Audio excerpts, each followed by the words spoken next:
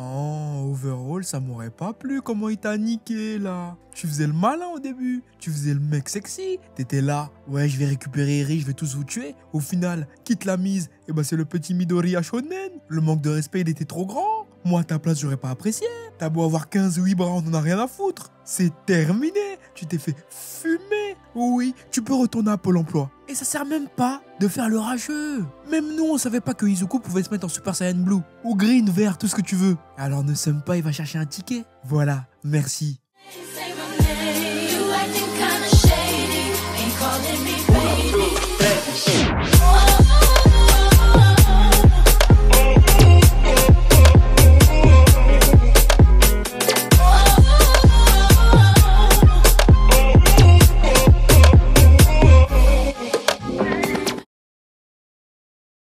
Les amis de YouTube là, faut aller sur YouTube là, vous allez là-bas, vous donnez l'amour, vous regardez les vidéos, faites les dons, comme ça après on va faire les Genkinama comme Son Goku. L'amour c'est important, hein. À bientôt.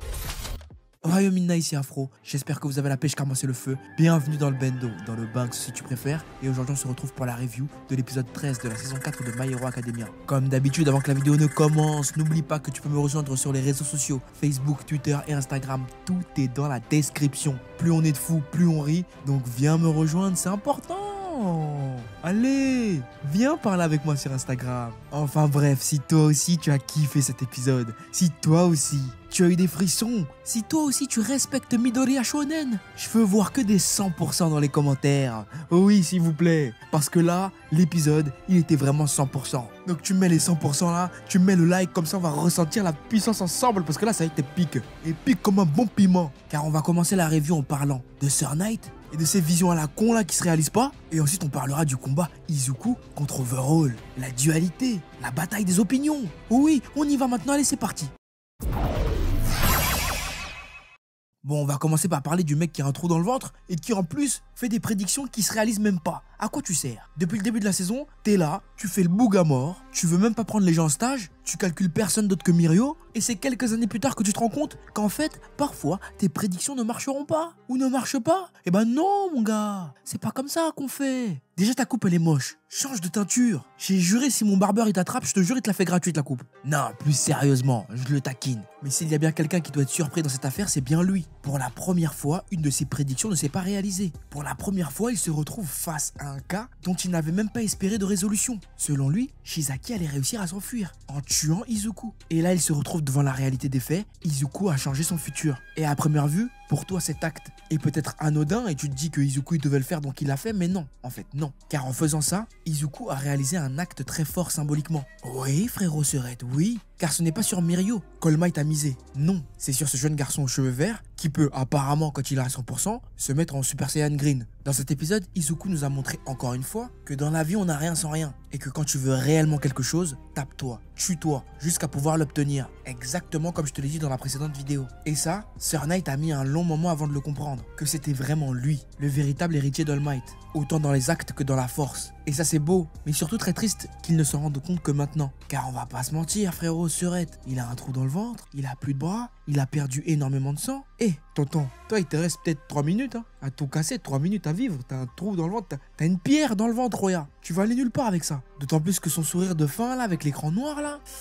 Ah, il y a très peu d'espoir qui survivent, hein. Faut pas se leurrer, hein. Là, tonton, il va nous dire sayonara, hein. Tu te rends compte, le boug, toute sa vie, il n'a vécu qu'à travers ses propres estimations. Il s'est toujours fié à son œil et à ses prédictions. Donc il n'a jamais réellement agi de lui-même. Il a juste agi selon le destin que ses pouvoirs lui ont montré. Il n'a jamais été libre, en fait. D'où son sourire de fin, qui est extrêmement symbolique parce qu'il a compris qu'en fait, le combat d'All Might était légitime. Tout ce pourquoi il a trimé jusqu'à maintenant avait un sens, avait un but, qu'il rencontre ce fameux personnage, ce fameux Izuku qui allait récupérer sa volonté et ainsi perpétuer son idéologie même après sa mort. Et c'est encore une fois un excellent message, je le répète, et je ne le répéterai jamais assez. Vous êtes les seuls maîtres de votre destin. Vous comme moi d'ailleurs. Personne ne va agir à votre place. Personne ne va prendre des décisions à votre place. Si vous subissez une situation difficile, sachez qu'on en subit tous. y a pas que vous. Oui, le monde brûle. Bientôt la 3e guerre mondiale, le Darknet existe, bref, il se passe des choses qui dépassent notre entendement. Mais malgré tout, personne ne mérite de subir sa vie. Faut que tu attrapes ta vie par le callback, que tu lui fasses une clé de bras et que tu lui dises vas-y ferme ta gueule, c'est moi qui commande maintenant. Y a que comme ça que tu arriveras à survivre dans ce monde de brutes. Car partout, c'est la même rengaine.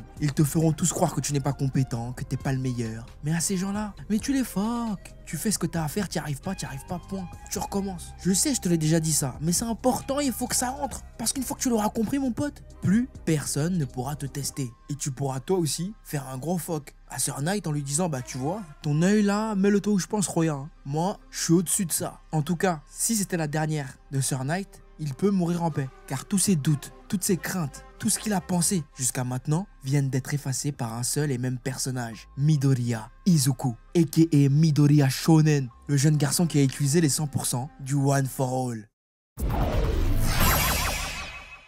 Bon, passons. On est tous d'accord pour dire que c'était un truc de ouf, que la symbolique était belle, qu'Izuku, en récupérant Eri sous la cape de Mirio, a ainsi perpétué sa volonté et celle de Sir Knight, devenant ainsi le symbole de la paix, car n'oublions pas qu'au début, il s'agissait d'un choix entre lui et Mirio, et à travers ça, à travers ce symbole, à travers le fait qu'il récupère la cape de Mirio qui lui n'a plus ses pouvoirs, tout niquer, c'est ça que j'aime bien. Et overall, c'est un peu ça. Et tu vois ça, en vrai, ça me fait dire que les combats dans My Hero, ils vont devenir de plus en plus stylés. Car là, ça vole, frère. On était dans DBZ, cousin. Ça se tapait dans les airs et tout. Le potentiel de My Hero Academia vient de prendre un autre niveau selon moi. Ouais, si Izuku il peut voler, il peut se taper dans les airs, je les comprends. Moi, il me faisait vraiment flipper. Hein. Moi, j'ai flippé un peu. C'était bien fait. Et je le répète, ça ressemblait vraiment à One Punch Man. Mais après, là où c'est intéressant, c'est que s'ils réussissent à récupérer Eri, l'Alliance connaît le pouvoir de cette dernière. Et il se peut même qu'il y ait une partie 2.